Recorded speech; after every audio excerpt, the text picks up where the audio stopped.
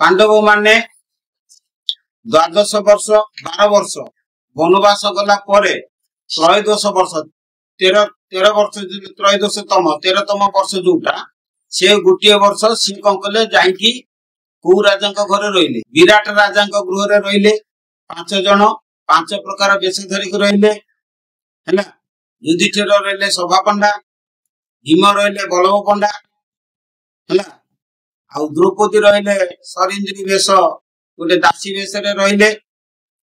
आउ नकुल घोड़ाशाला रहिले सहदेव गोशाला रहिले जेतेबेले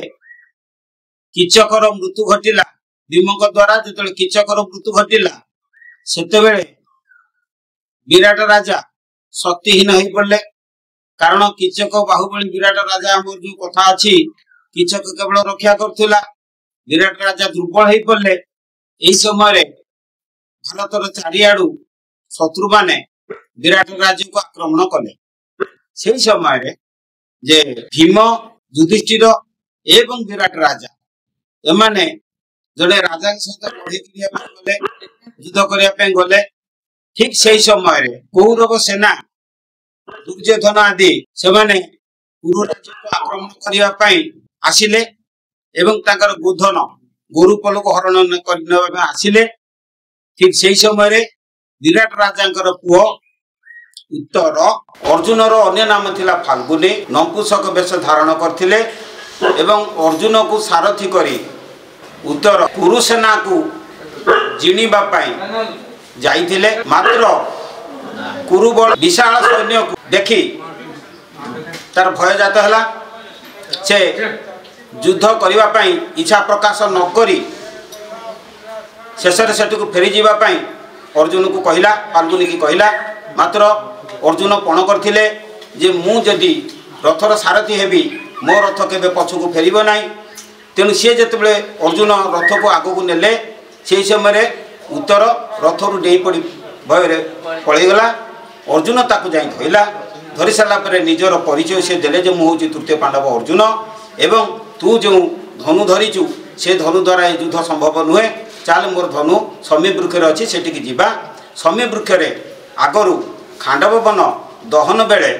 शोषक सर्प खसी जाई अर्जुन ठारू प्रतिशोध नापी से अस्त्र शस्त्र सज्जित कोरटरे जगिथिला तेणु विराट राजा पुत्र उत्तर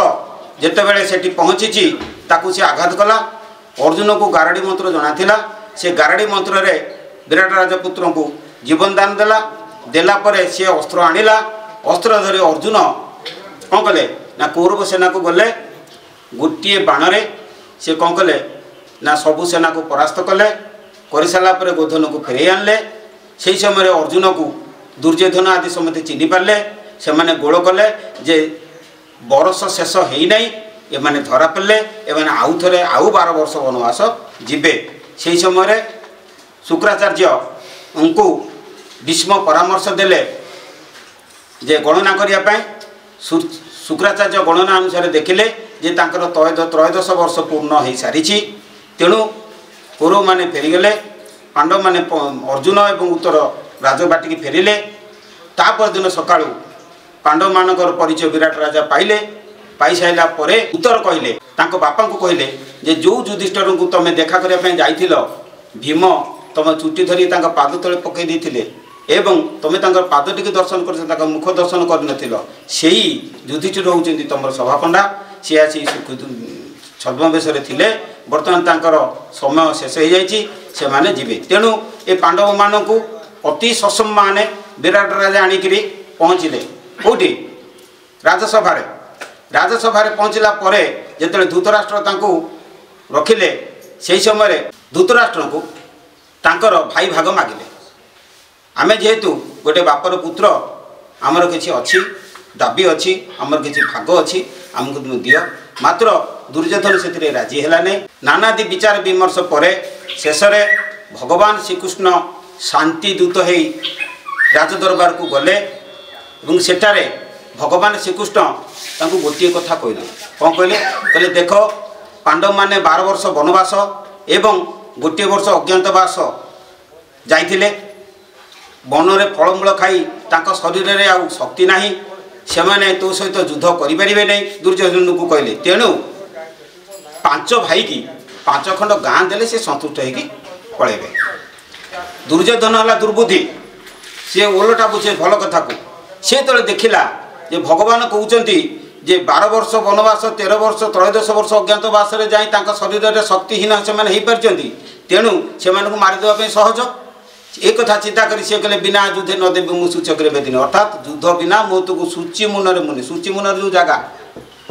जी जगह से जगह भी मुझे देवी ना। तेणु पांडव मैंने बाध्य होगी युद्धर आयोजन कले है युद्धर आयोजन कले करने फल कौन है ना कौरव मानकर या शुण कौरव मानकर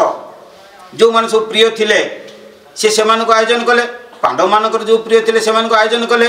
यही समय भगवान श्रीकृष्ण होउछन्ति निरपेक्ष तेणु भगवान श्रीकृष्ण को निज पक्ष को नबा पाई दुर्योधन एवं अर्जुन ये दी जन जाइकी कोठी पहुँचले द्वारिका जो पहुँचले से समय होती कौन भगवान श्रीकृष्ण चीते होती मस्तक निकटरे गोटे स्वर्ण सिंहासन अच्छी तेणु दुर्योधन आगे गला से स्वर्ण सिंहासन जाए बसी पड़ा मात्र अर्जुन पछरे गला जा पाद तले बसी पड़ा भगवान चीते शोचती। अच्छा मत कहले देखी तुम जो चीते शोच उठिले तुम क्या देख पड़ को देख ना सामना को देख सामना को देख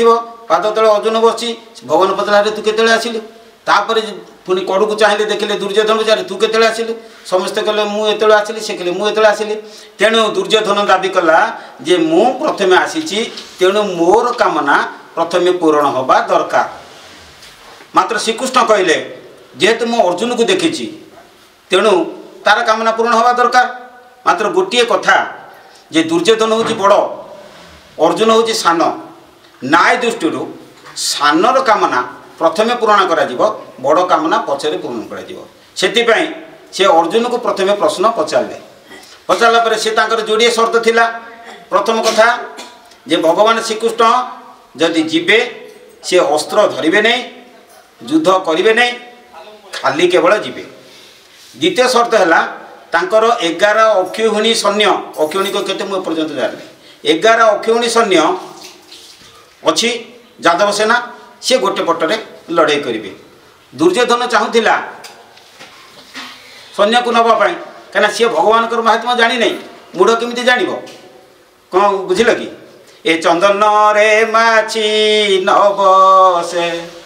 पुषि न खाए गुड़ सजन चिन्हती सजने काहू चिन्हब मूढ़। पचा छेली पुंटी गोटे जगह रखिद कि चंदन घरिकी गोटे जगह रखिद किसी माछी की छाड़ी दियो कौन हम माछी बसवे छेली पुंटी रे चंदन काठ उपर को जीवे नहीं। ठीक से भाई जे सज्जन लोक सज्जन को चिन्हे मूढ़ लोक चिन्ह पारे जेहेतु दुर्योधन मूढ़ थिला सी चाहूला मोर एकुटिया श्रीकृष्ण नहीं कौन करी महिमा सी जानी नहीं तेणु तार जदुसेना को नापी चाहूला। मात्र अर्जुन भगवान को महिमा जाने भगवान को चिन्ह जानी तेणु सी कौन कले ना कहले प्रभु मोर आपण दरकार। तेणु सी क्या नहीं गले भगवान श्रीकृष्ण नहीं गले खुशी रे। आ दुर्योधन तो चाहूला मोर श्रीकृष्ण दरकार नहीं जदुसेना दरकार काले अर्जुन मागि नबे कि से मन भर गोटे द्वंद्व था। अर्जुन जो श्रीकृष्ण को मागिना से भारी खुशी होगा तेणु से जदुसेना को धरिक सी पड़ी आसला के दुर्योधन। तेणु दुर्योधन यादव सेना को नहीं गला और अर्जुन श्रीकृष्ण को नहीं गले बोले कि जत्र जोगेश्वर कृष्ण जत्र पार्थ धनुर्धर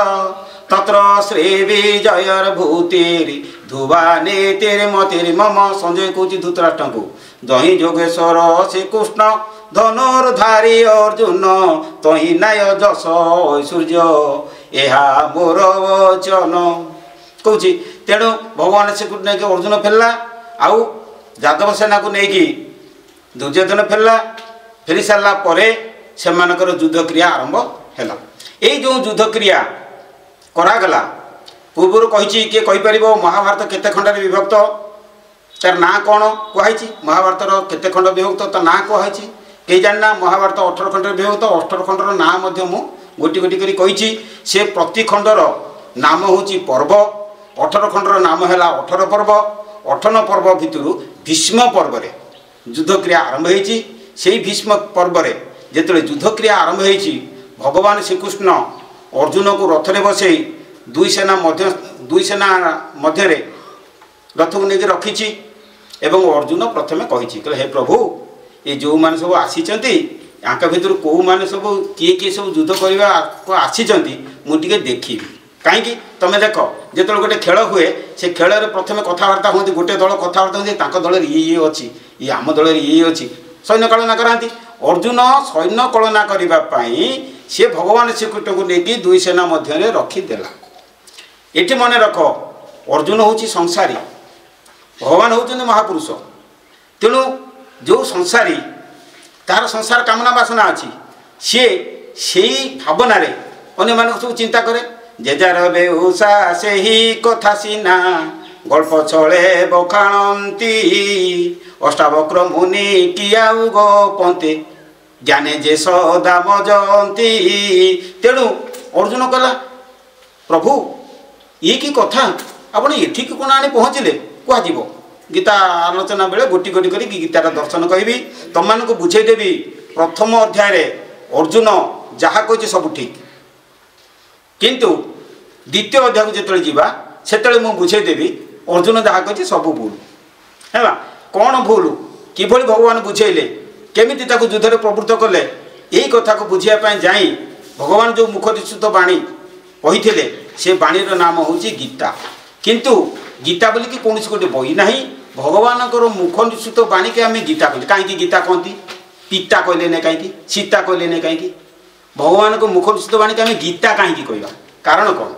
जानी ना देख जो महाभारत ग्रंथटी लिखाई कौ भाषा संस्कृत भाषा तो गीताटा कौ भाषा संस्कृत भाषा ओडिया भाषा नहीं है संस्कृत रे गीतार अन्य नाम हूँ वर्णना करवा कहीं तार अर्थ अच्छी 13 अध्याय गोटे श्लोक अच्छी तुम जान ऋषि बहुधा गीतं छंद पृथक ब्रह्मसूत्र पदैश्चैव हेतु मद विनिश्चित ऋषि बहुधा गीतं गीत अर्थ हूँ वर्णना करवा ऋषि माने भगवान कीर्ति की विभिन्न प्रकार बाटर से वर्णना करछंती गीत शब्द रे आकार जोग होइकी गीता विशेषण पद होइची एवं से बहिर नाम को आम गीता दबा गीतार अर्थ दिया जाइछि गीतार अर्थ हूँ भगवान को मुखनिश्चित बाणी बा वर्णित भगवान को मुखनिश्चित बाणी जो श्लोक रे वर्णना करा जाइछि ता ना हला गीता से श्लोक गुडी को आमे कोन करंती ना महाभारत भीष्म पर्व छाणी आनिकी आमे ताकु स्वतंत्र गोटे गीता बही बोली करी आमे पढ़ुचंती कहीं ना से जो उपादेय कथा कहुची से हूँ प्रत्येक मनुष्यर जीवन दर्शन खाली नुहे से कौन जीवन दर्शन खाली से नुहे आउ गोटे कथा मुझे बर्तमान ये कह कहीं शेष करी जे गीताटा जो लेखाला कौन लेखाला अवश्य आम भगवान ज्ञान कथा से देती किंतु व्यासदेव गीता आलोचना करेंगे भगवान को युद्ध में प्रवृत्त करेंगे जोग कथा गुड़ा कौन से कहले युद्ध क्षेत्र में जोग कथा कहते कारण कौन युद्ध क्षेत्र में युद्ध कथा कह जोग कथा कहीं कहले जिते ज्ञान कथा दूसरी से जगह कारण कौन देख विज्ञान कथा आम विज्ञान बही पाइबा साहित्य कथा आम साहित्य बही पाइबा से भाई जोग कथा आम जोग बही पाइबा तेणु कहीं ना व्यासदेव थे महान योगी तेणु से जहाँ कहते सब जोग विषय ही केवल से कहते एवं तांकु जो उपदेश देते अर्जुन को केवल जोग माध्यम ही उपदेश से देते से आमे जदि गीता को जोग व्यतीत अन्य भाषा बुझीबा ताले आमर बुझीबा भूल हो कहीं इम इति श्रीमद् महाभारते शतसाहस्रं संहितायां 82 भीष्म पर्वणि श्रीमद् भगवद्गीतासु उपनिषत्सु ब्रह्मविद्यां योगशास्त्रे श्रीकृष्ण अर्जुन संवाद अर्जुन विषाद योग प्रथम अध्याय इति श्री श्री महाभारते लक्षे श्लोकीय ग्रंथे व्यासकृत भीष्म पर्वरे हेला संपूर्ण एते जहाँ श्रीमद् भगवद गीता रूपी उपनिषदे ब्रह्म विद्या योग शास्त्र रे कृष्णा अर्जुन संवादे बुलाए अर्जुन विषाद जोग प्रथम छंद बोले विश्वम्भर अधम करी पद संयोग।